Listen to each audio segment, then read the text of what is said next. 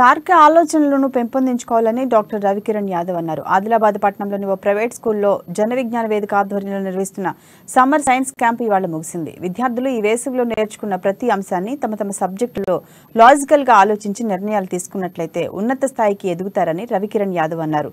మండు వేసవిలో సమయాన్ని వృధా చేయకుండా సరైన శిక్షణ తీసుకుని మంచి విషయాలు నేర్చుకున్నందుకు విద్యార్థులను అభినందించారు. ప్రతి విభాగంలో ప్రతిభ కనబర్చిన విద్యార్థులకు బహుమతులు బహూకరించారు. ఈ సందర్భంగా విద్యార్థులు ప్రదర్శించిన ప్రదర్శన ఆహుతులను విశేషంగా ఆకట్టుకున్నాయి.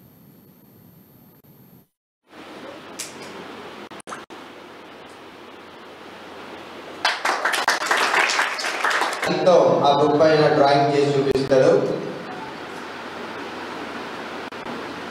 డ్రాయింగ్ చేస్తున్నారు, రకరకాల బొమ్మలు వేస్తున్నాడు. ఆ బొమ్మలే కాదు, ఆ బొమ్మలు బ్లాక్ అండ్ వైట్ లో ఉన్నాయి. మనమంతా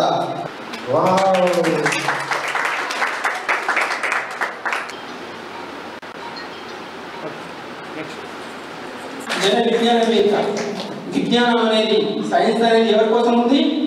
జనం కోసం, ప్రగతి కోసము, ప్రజల కోసము సైన్స్ అనే ముఖ్యమైన లక్ష్యంతో జన విజ్ఞాన వేదిక పనిచేస్తుంది.